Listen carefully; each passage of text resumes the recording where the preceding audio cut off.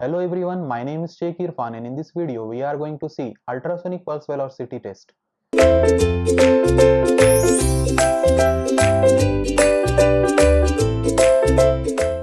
See, as you can see here, this is the list of various non-destructive tests of concrete.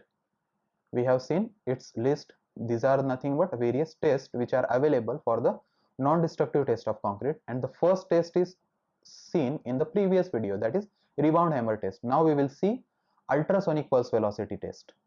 So ultrasonic pulse velocity test is an in situ non-destructive test to check the quality of concrete. It is on-site test, means this test can be used on site, that is nothing but in situ test, and it is non-destructive test, and we can check the quality of concrete by this test. And in this test, the strength and quality of concrete is assessed by measuring the velocity of an ultrasonic pulse which is passing through a concrete. In this test, an ultrasonic pulse is passed through the concrete and we will determine the strength of concrete. And this test is conducted by passing pulse of ultrasonic through the concrete to be tested and measuring the time taken by the pulse to get through the structure. I will explain this in detail in the next slide. So remember, this test is conducted by passing a pulse of ultrasonic, and that pulse is passed and it is tested by measuring the time taken by the pulse to get through the structure, get back to that structure. And higher velocity will indicate good quality concrete and continuity of material, while if you are that ultrasonic pulse is taking so much time or it is slower, it is having slower velocity, then it will indicate concrete with many cracks or voids. So the pulse velocity will be given by width of structure divided by time taken by the pulse to go through it. That is the formula for it. Remember, pulse velocity, it is nothing but based on the simple principle, speed is equal to distance upon time. So same principle applies here. Pulse velocity will be equal to width of structure divided by time taken by the pulse to go through it. I will explain this in detail, that why there is such chances that when the velocity is high it will have good quality, and why when the velocity is slow it will have many cracks or voids. That I will explain in next slide. Let's see. So the procedure we will see first. Before switching on the V meter, it will have V meter. The transducer should be connected to the sockets which are marked as trans and RIC. See, before switching V meter, that is this test velocity test meter, we have to connect sockets, and that sockets are marked as trans and REC. So first we will insert that into the sockets, then adjust the set ref value or set ref control until the reference bar transit time is obtained on the instrument. We have to maintain, or we have to set some reference point or some reference value over the instrument. Then for the maximum accuracy, the 0.1 microsecond range should be selected for path length up to 400 mm. See, as you can see in the picture here, suppose this is a concrete cube which is 150 mm length. So here the length of path will be 150 mm only. So up to 400 mm we can have the accuracy of 0.1 microsecond. That is maximum accuracy will be there. Then determine most suitable test points over the material to be tested and measure the path length L. As in this case, as you can see in the picture, I have decided 2 points. First point is in the left side of the concrete cube and another point is on the right side of the concrete cube. So points are decided, most suitable test points are decided over the material to be tested, and we have to measure the length between these points. We can simply measure the length between the points. Then do not move transducers while reading is being taken. As you can see in the picture, it is held until the reading is completely get. So we do not have to move these transducers while we are taking the reading. Then continue holding these transducers on the surface of the material until the consistent reading appears on the display, which is time in the microsecond. That display is nothing but the time in microseconds for the ultrasonic pulse to travel a distance of L. See, the pulses will pass, that ultrasonic pulses will pass from one point, say point A to point B in some time t that we have to record on this instrument display. And the mean value of display reading should be taken when the units digits are in between two values. So it is simple. We have to first place the transducers over the points where we have decided to take the reading. Then we have to take care that you are not moving the transducers while taking the reading.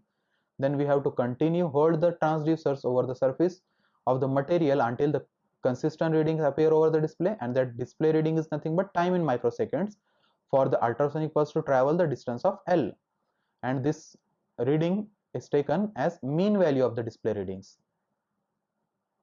So the pulse velocity is width of structure divided by time taken by the pulse to go through it.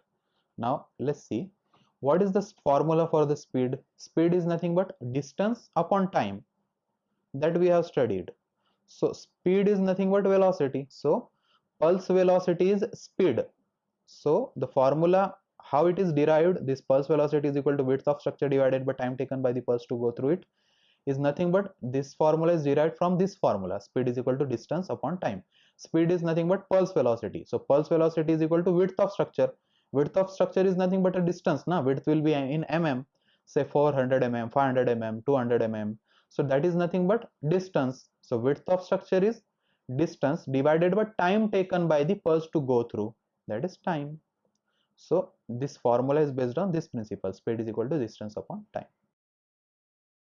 Now let's see what are the applications of this ultrasonic pulse velocity test.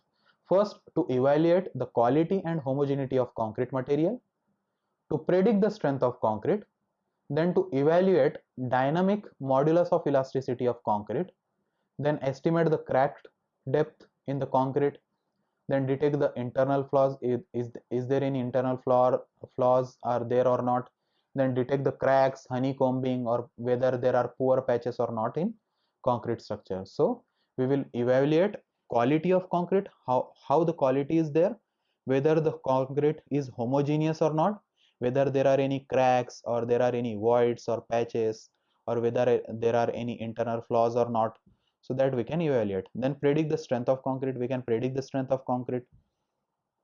Then evaluate the dynamic modulus of elasticity of concrete, then estimate the depth of crack in concrete.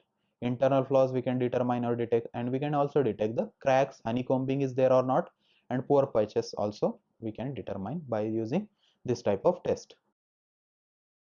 Now how will you determine that your concrete is good or very good or excellent, or it is poor, or it has not proper integrity or not? So it will depend upon the pulse velocity that we have calculated in the, as I have told you in the previous slide, that pulse velocity is nothing but width of structure divided by time taken by the pulse. So from that formula we will determine the pulse velocity, and from pulse velocity we will decide how the quality of concrete is there. So let's see, as you can see this table, pulse velocity, if the pulse velocity is greater than 4 km per second, the concrete is excellent or very good. When the pulse velocity is in between 3.5 to 4 km per second, the concrete is said to be good to very good, because it will have slight porosity. Then if the pulse velocity in between 3 to 3.5 km per second, then the concrete is satisfactory, but there is loss of integrity. And if the pulse velocity is less than 3 km per second, then the concrete is said to be a poor concrete, and there is loss of integrity exist. So you may have thought that why there is such, that when the pulse velocity is greater or more, then the concrete is excellent. See, pulse velocity will get disturbed, or it will distract its path when there are cracks. For example, if you are holding transducers on both the sides and if there are cracks, so in that cracks it will pass or it will travel through the cracks or empty voids. And if there are no internal flaws, no cracks, or there is nothing, that the concrete is completely stiff and it is strong or very good, then the pulse velocity will be very fast. It will directly get connected to the other side. So if there are internal cracks, what will happen? That velocity will distract its path and the time will be more and velocity will be slow down. So more the velocity, better will be the concrete, because there are no internal cracks there. And if velocity is less because of the cracks, the velocity will slow down because of the cracks, internal flaws.